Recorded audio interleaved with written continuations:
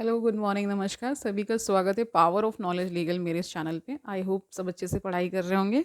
ठीक है, अगर सबने पीसीएस तो दिया ही होगा, ठीक है, जो यूपी के हैं या यूपी से बाहर हैं, तो फीडबैक में बताइए कि कैसा रहा आपका पेपर। ठीक है, बायोलॉजी सीरीज़ चल रही है। ठीक है, आज हम एक नया टॉपिक लेकर आ गए हैं, फोटोसिंथेसिस इन हायर प्लांट्स। तो कैसे होता है फोटोसिंथेसिस, कैसे क्या क्या प्रोसेसेस हैं, उसको हम जानेंगे। ठीक है, let's get started.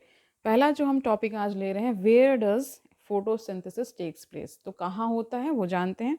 You let's get started. You would of course answer in the green leaf, or you may add in the chloroplast based on what you earlier read in the chapter 8. You are definitely right.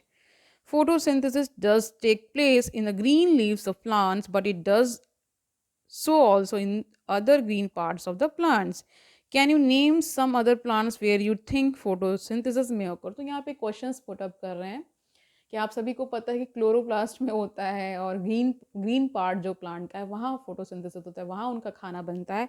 लेकिन क्या other कोई parts हो सकते हैं जहाँ पे ये process होता है? तो वही क्वेश्चन उन्होंने पुटअप किया है। आगे जानिए। You would recollect from previous unit that the mesophyll cells in the leaves have a large number of chloroplast. तो देखिए एक यहाँ से क्वेश्चन बन सकता है कि क्लोरोप्लास्ट कौन से सेल्स में पाया जाता है? तो यहाँ पे जो आंसर है वो क्या हो जाएगा? Mesophyll cells. ठीक है, in the leaves have a number of chloroplast. Usually the chloroplast align themselves along the walls of mesophyll cells such that they get the optimum quantity of the incident light. जो सन की race पड़ती हैं उसकी बात की जा रही है यहाँ पे. When do you think the chloroplast will be aligned with their flat surfaces parallel to the walls? When would they be perpendicular to the incident light? ठीक है, you have studied the structure of chloroplast. ठीक है, पढ़ चुके होंगे, नहीं पढ़े हैं तो मैं पढ़ा दूंगी कभी अभी। ठीक है, within the chloroplast there is the membranous system consisting of grana. ठीक है, एक मेम्ब्रेनस सिस्टम होता है जिसको किससे मिलकर बना होता है? ग्राना से। ठीक है, the stroma lamellae and fluid stroma. ठीक है, एक स्ट्रोमा लैमिले भी होता है और फ्लूइड स्ट्रोमा भी होता है। There is a clear division of labour within the chloroplast. इसमें देखिए, इसमें लेबर यहाँ मतलब इसका ये कि सबका जो जो काम है वो डिवाइडेड है। ठीक है, हमने थ्योरी पढ़ी होगी ना पहले, अगर कोई भी अगर सोशोलॉजी से बैकग्राउंड से है तो उनको पता होगा कि डिवीजन ऑफ लेबर, ठीक है, जो कि कार्ल मार्क्स ने भी बताया था। और आपके कौन जो बहुत बड़े क्या रहे हैं एक तरह से, एमाइल डर्कीम, उन्होंने भी डिवीजन ऑफ लेबर की बात की है। ठीक है, तो वैसे यहाँ पे हर जगह क्या होता है? डिवीजन हो जाता है। जैसे मेल्स और फीमेल्स के रोल्स में भी डिवीजन होता है ना, वैसे यहाँ पे भी हर एक स्ट्रक्चर, हर एक बॉडी के अंदर ये सारे कार्यक्रम होते रहते हैं। तो आगे देखिए, the membrane system is responsible for trapping the light energy and also for the synthesis of ADP and NADPH. ठीक है, तो यहाँ पे जो मेम्ब्रेन सिस्टम है प्लांट का, वो क्या होता है? रिस्पॉन्सिबल होता है लाइट एनर्जी को ट्रैप करने के लिए। और फिर क्या होता है? फिर उससे क्या सिंथेसिस होने लगता है? एटीपी का और NADPH का। ठीक है, इन स्ट्रोमा, यानी देखिए स्ट्रोमा, ठीक है, enzymatic reactions incorporate CO2 into the plant, leading to the synthesis of sugar, which in turns forms the starch. The former set of reactions, since they are directly light driven, are called light reactions. यानी कि light driven है सारे reactions, इसलिए इसको light reactions बोल दिया जाता है। ठीक है, the latter are not directly light driven but are dependent on the products of light reaction ADP and NADPH. Hence to distinguish the latter, they are called by convention as dark reactions. ठीक है, जो कि बाद में ही light reactions के बाद से जो ड्रिवन हो रहे हैं उनको डार्क रिएक्शंस कह दिया जाता है, क्योंकि वो डायरेक्टली लाइट के प्रेजेंस में नहीं हो रहे हैं। ठीक है, however this should not be constitute to mean that they occur in the darkness और they are not light dependent. तो इसका मतलब ये भी नहीं पूरा पूरा निकाला जा सकता है कि पूरी डार्कनेस में ही हो रहे हैं या लाइट के प्रभाव में नहीं हो रहे हैं। ठीक है, आगे देखिए क्या हो रहा है। हाउ मेनी पिगमेंट्स अब पूछ रहे हैं are involve in the photosynthesis, तो ये भी जान लीजिए।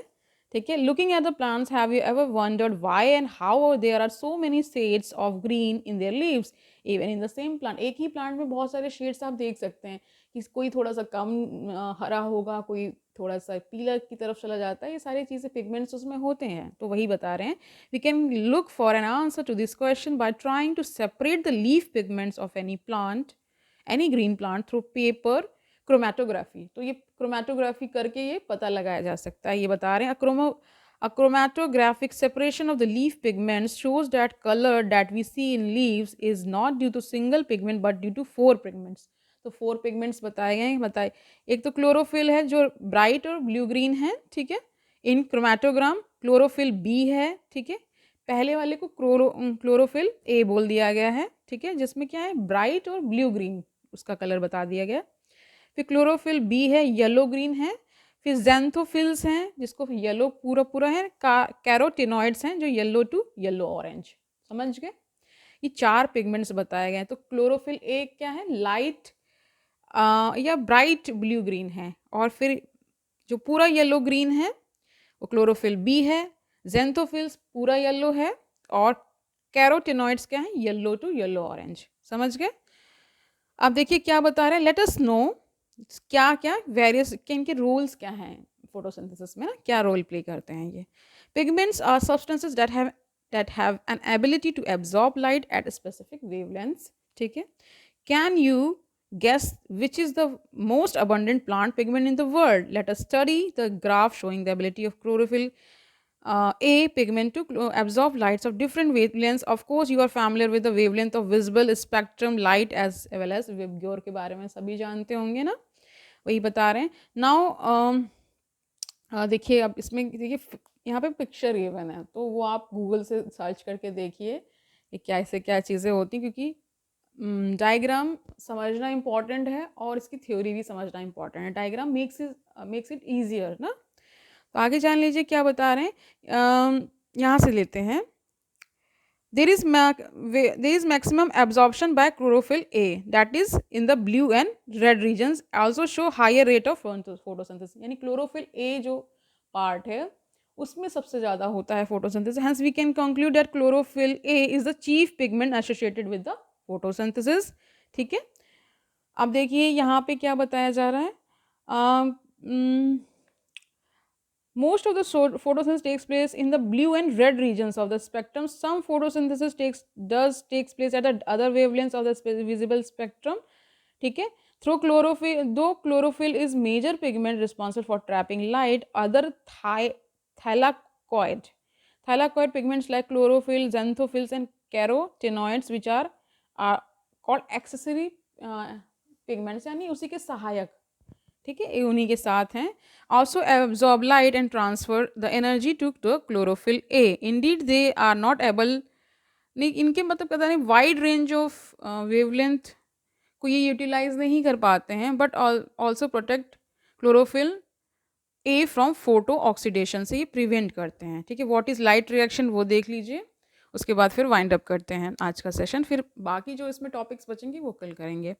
Light reactions or the photochemical phase include light absorption, water splitting, oxygen release, and the formation of high energy chemical intermediates ATP and NADPH. Several complexes are involved in the process. ठीक है, the pigments are organized into 2 discrete photochemical light harvesting complexes, जिसे short में LHC कह दिया जाता है, ठीक है। Within the photosystem first बताया गया, यानी PS first and photosystem second, PS second, okay. These are named in the sequence of their discovery and not in the sequence in which they function during the light reaction. The LHC are made of hundreds of क्या है pigment molecules bound to proteins. Each photo system has all pigment except one molecule of chlorophyll A forming a light harvesting system also called antennae। Antennae पढ़ लीजिए जो भी पढ़ना है। These pigments helps to make photosynthesis more efficient by absorbing different wavelengths of light। The single chlorophyll A molecule forms the reaction center। तो chlorophyll A क्या बना देता है, एक reaction center बना देता है, वहीं सारे reactions हो रहे हैं। The reaction center is different in both the photosystems। In PS1 the reaction center chlorophyll A has an absorption peak at कितना 700 mm nm, ठीक है। Hence it is called P700 while in the photosynthesis system second में जो क्या हो रहा है, it has absorption of maximum at 680 nm, hence called as P680। समझ गए, 20 का ही डिफरेंस है केवल। ओके फाइन, तो देख लीजिए। फिर उसके बाद क्या बचेगा कल के लिए, इलेक्ट्रॉन ट्रांसपोर्ट करेंगे कल, स्प्लिटिंग ऑफ वाटर करेंगे, cyclic and non cyclic photo phosphorylation, chemiosmotic hypothesis, यानी ये चैप्टर काफ़ी लंबा है, ठीक है। तो इसको 2-3 पार्ट्स में, 2-3 पार्ट्स में डिवाइड करके ही करेंगे, धीरे धीरे करते हुए चलेंगे, ठीक है। कैसे क्या होता है, हमने छोटी क्लासेस में बहुत छोटे स्तर पे इसको जाना था, लेकिन अब हम क्या हैं, हम 12th की बायोलॉजी कर रहे हैं, तो उसमें सिस्टम्स जो हैं बहुत ही इलेबोरेटेड वो वे में हैं, और आगे जब हायर स्टडीज़ करते हैं तो उससे और ज़्यादा इलेबोरेटेड फॉर्म में पढ़ते हैं। तो हमें जितनी आवश्यकता होगी उतना हम कर लेंगे, क्योंकि ये रिकमेंडेड है। सारे जो सिलेबस है हमारा वो बेसिकली 12th तक ही रखा गया है ना, वहाँ की साइंस, ठीक है, 11-12 की साइंस अप टू पिछली भी क्लासेस का पूछा जा सकता है।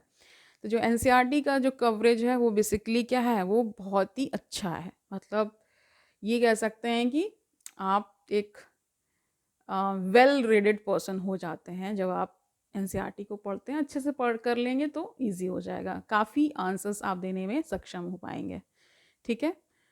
तो कल मिलते हैं, तब तक आनंद से पढ़िए, कोई इसमें बर्डन लेने की ज़रूरत नहीं है, आराम आराम से पढ़िए, जो भी आपकी कैपेसिटी है उसको लेकर के चलिए। खुद को जानना बहुत ज़रूरी है, जो भी स्टडीज़ आप कर रहे हैं उसमें ये बहुत महत्वपूर्ण हो जाता है कि आपको अपना एक पैटर्न सेट करना है और उसके अकॉर्डिंग चलना है, किसी दूसरे को नहीं देखना है, ठीक है।